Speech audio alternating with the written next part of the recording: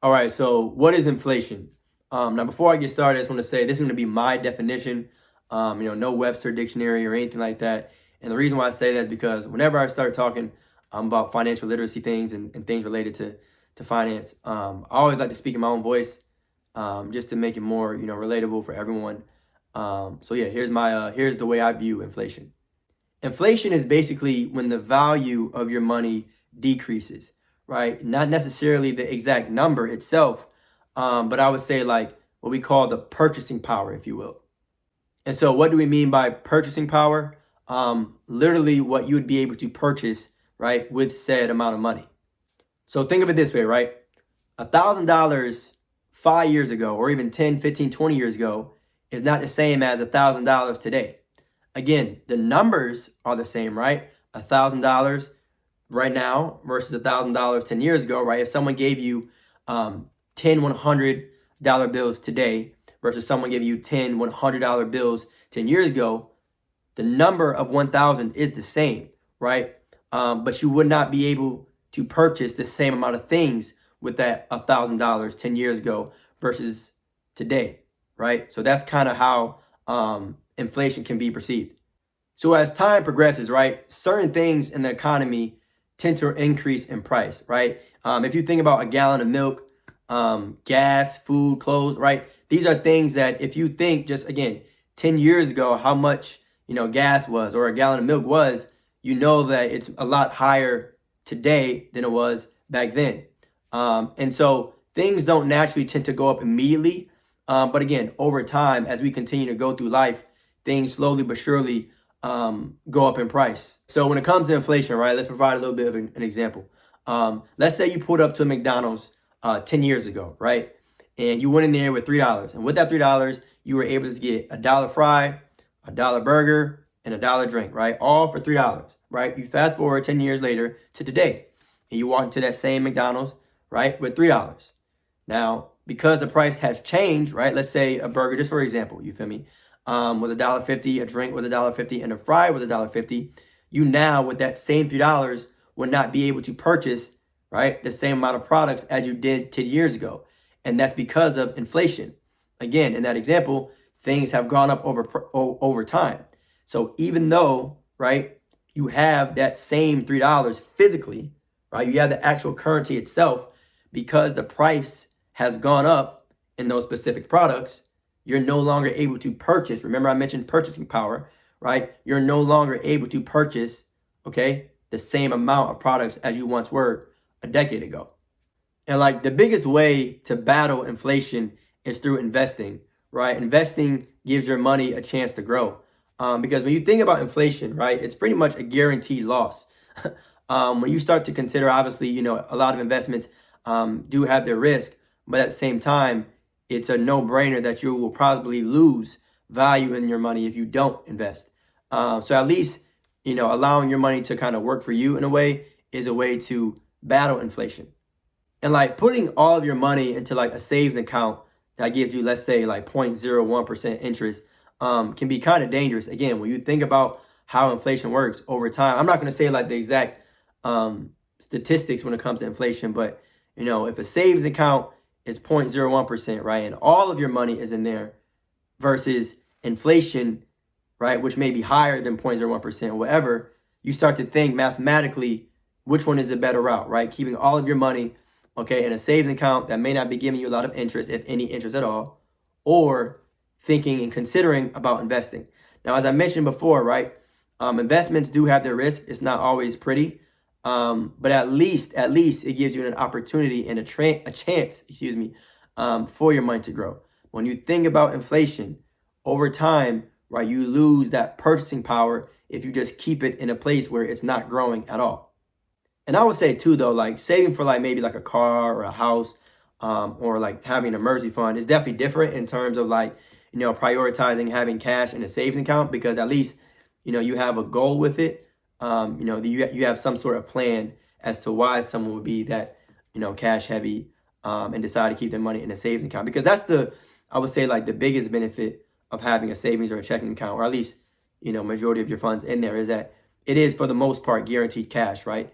As I mentioned, investments They do have their pros and cons, and sometimes an investment may go wrong and you may lose money.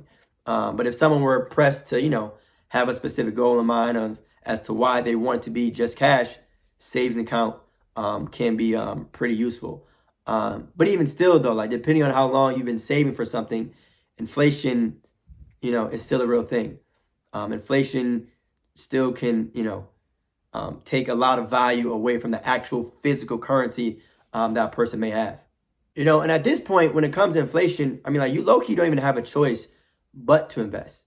I know people are saying like, well, I'm scared, or what if this, what if that? All right, cool. But like when you look at the numbers, like we're pretty much in a position where you're actually forced to invest if you don't want to lose your money, right? So that's just something to consider. It's like regardless of how afraid or hesitant someone is, like the alternatives should probably scare you more than the actual possibility of you making or losing money. Is that inflation? I always say too, like it doesn't really matter in a way what you invest in to kind of beat inflation. ROI, return on your investment, to me is one of the most important numbers out there. I know obviously off rip, the number one thing that people like to talk about is the stock market, which is popular, is trending and all that. But there's plenty of other things that I feel like people can invest in. But inflation has put a lot of people, damn near the entire world, in a position where, you kind of have to invest in something, right? Now, I will say this, I'm not a financial advisor or anything like that, but you definitely shouldn't invest all of your money. That's just my personal opinion. I know, like, again, people just say invest, invest, invest. I don't care. I'm gonna go broke investing. Just for the record, y'all, you always want to make sure that you have enough enough money, to eat. You want to, try your best to make sure you have at least enough money to have a roof over your head, clothes on your back, and things like that. Obviously, you want to do your best to also beat inflation, but understand that surviving, is more important than investing. So just want to kind of throw that out there. It is possible to overinvest. You'd be very, very surprised because, that opens up the conversation of investing versus gambling, right? But just understanding your risk tolerance and understand that even though it's important and essential to want to beat inflation, you also want to make sure that, you keep your affairs in order. And even using the examples before that I mentioned, with the house, with the car and gallons of milk and gas and all that, even like I said, those things can cost more over time. So, it can be a little dangerous, just to save, like, and save 24/7.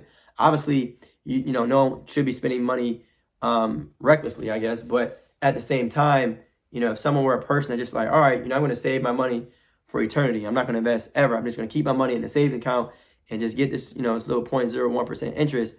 You really just have to think in your mind, like, with the way they're printing money, like, that's not always a good thing. You feel me? Yeah, like, currency itself would be more available, but you got to just think to yourself, if all this money is being printed, like, maybe the value of it is going to change over and over again. All right, so there's certain things, as I always say, there's certain things in life that you can't control. You might not be able to control inflation, but you may be able to control how you deal with it, right? So again, I'm not anti-savings account, for the record. Just wanting people to understand that, like, in order to really attack inflation and avoid losing your purchasing power over time, you really got to consider investing into anything too, right? Just make sure, obviously you do your research, but investing is crucial. And also too, we talk about inflation from a financial standpoint, obviously, but also education-wise, you should always continue to invest, right? Be willing to at least learn new things or be aware of new things that are happening, within the economy. Just because as things change, right, you have to be willing to adapt and understand how important it is to adjust at any given moment. And that goes with finances and education, right? So just understand what's going on in your surroundings because inflation is a real thing that affects everyone, right? Like, you just got to understand how things are moving. And I would say inflation is so important when you really understand the alternative, right? It's not even just the definition of inflation, right? But understanding that if you don't address inflation, right, you're doing a disservice to yourself because, again, losing value, losing purchasing power and the money that you probably worked hard for. Now, again, and inflation for the most part, I feel like is inevitable, but how you deal with it speaks volumes on, whether or not you want your money to work for you, whether you save it, what have you. But just really understanding what inflation truly is and how it can affect yourself, even obviously the economy as a whole, but also yourself and your family. And so just to recap on inflation, It's basically, right, when your money loses its value over time, when it loses its purchasing power, right? $1,000 50 years ago isn't worth the same as $1,000 today, right? The value of it is different. Obviously, again, using that same example as before, 10 $100 bills, obviously the physical paper itself will be the same, but what you can get with it definitely won't be. And I would just challenge, you all to think too about where you were 10 years ago, right? If you're not sure of how inflation works or the actual research behind it, think about what you could literally get with just like $20. You know what I'm saying? Like, think about, how much gas was 10 years ago, right? Think about, again, the McDonald's example. Think about how much you can get a double cheeseburger for 10 years ago, versus now. And so to address the importance of inflation and understanding how you can attack it, how you can deal with it, again, through investing. So that's just a quick recap of inflation. All right. See ya.